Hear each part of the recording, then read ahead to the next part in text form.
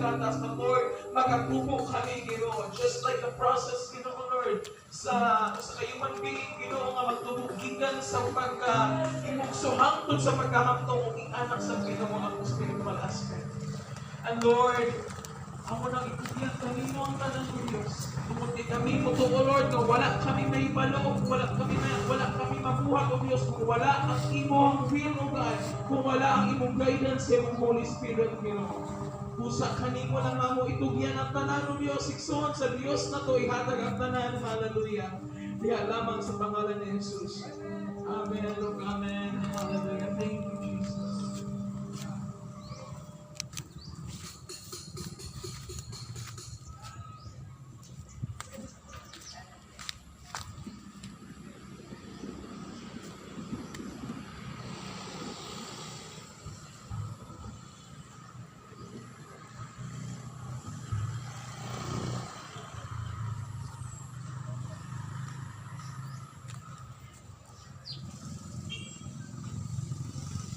Yan, may punta istoon.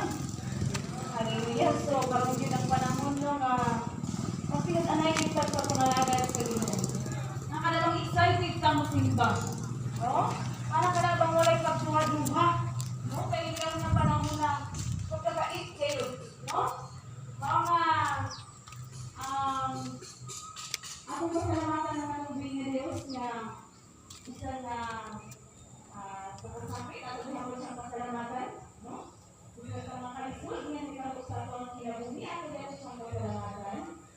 Kung pinag-pinag-iyon sa kanang kahalunay, no? Kagaan sa atong palinaw, no? Ako dyan siyang pasalamatan, mga kalisod. Matulpan na yung nagainom na kaya daw pagkitabok karon na ibagyo ka na nagkabok yan sa Ginoo. Na yung sa kuwan na ito na purpose sa Ginoo. Hindi siya purpose? Ha? Ha? Kung kamo pa istoryahon, no? Ang tanan naagyud na katuyuan ang Dios. No? Naa, di ba? Oo. Tanan nga nahitabo, tanan nga mga nahitabo sa tanang mga butang diri sa kalibutan, bisan paapil ang imuhang kinabuhi, naagyoy katuyuan o naagyoy purpose ang Ginoo ni anang tanan. Di ba? Oo. So dili ta miingon og walay dili na purpose, bakit dili siya maayo nga panghitabo, mingon tag dili purpose sa Ginoo. Kana siya, naagya po na siya katuyuan sa Dios nga maong nahitabo na. Tungod kay sa man, dili man tama ka. Abi mo kung ingon tag dili purpose pag nahitabo sa imo nga dili maayo, mingon tag dili na purpose sa Ginoo. Kung saan man mo pagpasalamat, kung ingon tag dili na purpose sa Ginoo. O di ba? So ang tanan nga mahitabo sa tuong kinabuhi, maayo man og dautan kana purpose jud na sa Ginoo nga mahitabo na siya. Amen? Muna itong ibutang sa to. Muna. Okay? So, sa atong pagpadayon sa atong Sunday School, karon mga kaigsunan, akong gihangyo si Pastor Samuel Vitoriano sa panalangin sa atong Sunday School na sa pagkabagasugod. Kaya kung ikaw, mahal ko ang Lord, hindi ko untagong Ginoo, para yung gawin sa pag-spot sa pag-uwang Ginoo. So, lang mo, pag-usap may gugang, sa kalampungan, sa pag-spot sa asa o tayo na sa kanamo sa mga sponsor dapat ka lang alam para mapasabot kayo sa salamat kay Diyos kanimo lang ang salik pagkanta alam ni Jesus amen. Okay, so karon mga kaigsuonan is ikaduha nga Domingo sa Nobyembre. Okay. So atong Sunday School ato is nag-uluhan ka to mga rason nga nung ikinahanglan nato pagpasaylo, no? So nagaingon diya sa Mateo 6:14-15 nga gikinahanglan or sugod gyud sa Dios nga gikinahanglan ta nga magpasaylo sa atong isip ka tao kay aron nga pasayloon usab kita sa atong mga sala sa atong buhi nga Dios. Kay kung dili ta kabalo mo pasaylo sa atong isip ka tao, dili usab kita pasayloon sa atong mga sala sa atong buhi nga Dios. So, klaro kayo, ug tataw kayo ang naisulat sa balaan nga kasulatan. O karon mga kaigsunan sa atong Sunday School, nagauluhan kini og, is it true? Is it true that Christ dwelt in your lives. So, tinuod ba nga nagpuyo na si Kristo sa imuhang kinabuhi? Oo. So, dako kayo na siya impact or dako kayo na siya og katuyuan sa ato ang kinabuhi, no? Importante kayo na sa ato ang kinabuhi og atong susihon sa ato ang kinabuhi kung tinuod ba kaha nga nagpuyo si Jesus Christ sulod sa imuhang kinabuhi. Igsuon, tinuod ba nga nagpuyo si Jesus Christ sa imuhang kinabuhi? No? Okay. Kini na pagbautismo, no? Dili ta maga point of religion or unsa man na sa denominasyon basta kay kanang atong hibaluan nga kanang bautismo is unsa man sugo na sa Dios. Og klaro kaayo ang pagbautismo nga nahisulat sa Biblia nga mismo gani si Ginoong Hesus nagpabautismo ka Juan. Oh, so kana siya niingon pa gani diha sa Juan na 3:14-15 niingon siya. Niingon ang pulong sa Dios. Dili unta mobunyag kaniya si Juan nga miingon, ako amay imong bunyagan. Apan nganong ako naman hinuon ang bunyagan kanimo, ang bubunyag kanimo. At siya, og sa kinsuningon, apan gitubag ni Jesus. Pasagdi lang na mahitabo kini kay niining paagiha, makatuman kita sa tanan nga gisugo sa Dios. O sugo sa Dios nga magpabunyag kita. Kay anon nga matuman ang tanan nga sugo sa Dios sa ilang mga katawhan, no? Susugo sa Dios nga magpabunyag gayon. Okay. So, diha sa Juan 3 or 3 niya, mula ta sa 5, no? Kining pagpabunyag is, sa Griego is, baptismo na siya, no? To immerse or to immerse ka na ilubong. Okay. So, kana siya, nagpasabot na siya nga, paghawas mo is bago na ka nga pagka-kawon. O gi-emphasize na siya diya sa Juan 3:5, nagikinahanglan magpakataon ka pag-usap sa imo, taguangkan sa imo ha, inahan. Pero ang buong pasabot ni ana, magpakataon ka diha sa tubig o sa Espiritu. So gikinahanglan yun ang bautismo sa imong pagka kinabuhi isip nga anak sa Diyos. Inaana ka importante ang pagbautismo sa usa ka anak sa Diyos. No? Ingon ana siya. Kay diha ka bag-o na ka mapagkatawo, uy anak ka sa banal ang Espiritu o mapuyo na si Jesus Christ sa imong kinabuhi. Motong lingon nga, tinuod ba nga napuyo na si Kristo sa imong kinabuhi? What if maingon ka? Kung saan man itong wala na bautismuhin? Okay. So, pahibang no. No? Kining na nga nahitabo, kinimo ninyo kung naay purpose. Daghan. Naay mga pahibang no para sa atuan. No? Kining mga mamayaw ka sa pulong sa Diyos, mga pahibang no na. No? Kaya makabati tao mga mensahe, mga pahibang no na. Mo bito mag-iingon nga, pagpaminaw.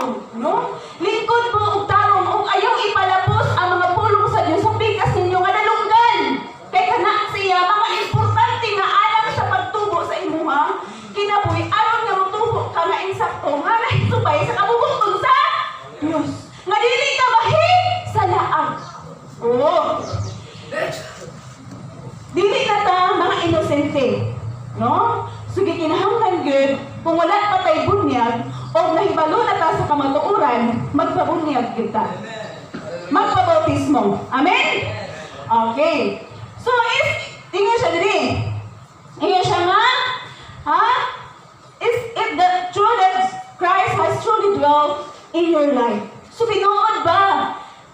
Pinuod ba nga nagpuyo si Jesus Christ sulod sa imuhang kinabuhi, no? Mao na nga gikinahanglan gid nato, no? Sa ato ang kinabuhi.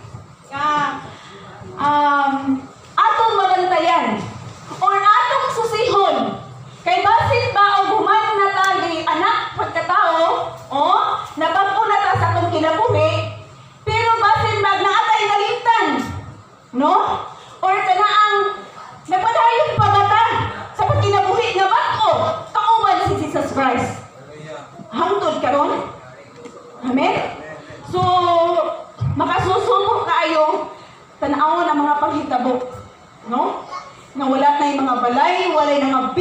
walay mga sanina, na gani walay masanina, way masulot. No? Uban lang ang apil yun og kalunod. Pagkapait. No, kung mutanaw ka, ako din na gani ko usahin, kayo mutanaw sa Facebook, kay grabe kayo mapangitabo, no? Pero sa atong mga kinabuhi, atong hibaluan, or atong susihon, kung tinuod ba nga naa pa si Jesus Christ sa atong kasing-kasing. Amen? Pasalamat na sa atong kay wala yun, no? Hallelujah, no? Oh, so, pasabot na, nga naa pa kayo nagpabilin, nga tinud-anay nga anak sa Diyos. Amen? Okay. So, atong susihon, nga kana bang natagamtaman pa ba nato siya sulod sa atong kinabuhi mo nagikaon kay natagamtaman, no?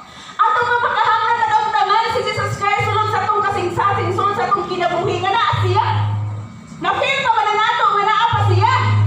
Oh. No?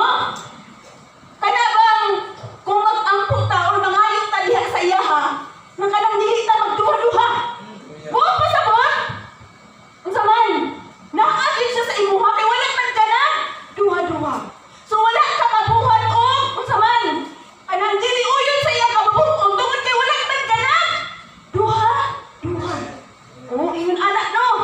Medyo ta to mailhan. Nga kung manghayot ta, wala kay pagduha-duha kay Lord. I claim. I-claim na ko kay ako imo kong anak. O magalinong anak. No? So, ang Diyos dili yun siya magpapabutabungan. Kay anak, bagyod ka niya. Amen? Oo. Kanang nangayong tabi kang mawalay pagduha-duha sunod sa itong kasing-kasing. Oo, makita nga ikaw, yung pinunanay na anak sa Diyos. Pinunanay ka na ang Diyos na puyo sa imuha. No? Kana ba mapil ni mga naka-presensya sa Diyos sa imuhang kinabuhi. Amen? No? Nga kanang masinati di mo ang iyang kamaayo. Oo, bisan pag naay kalisod nga imong nagian, Lord, maayo gihapon ka sa akong kinabuhi. Amen? Nakana ba baka mo?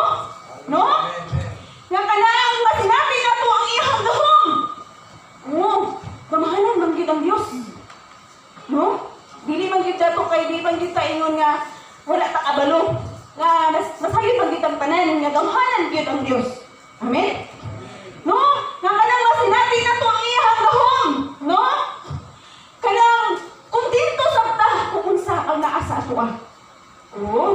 Kung naa na sa atoang kinabuhi, it means naa ang Diyos nagpuyo sa imuhang kinabuhi.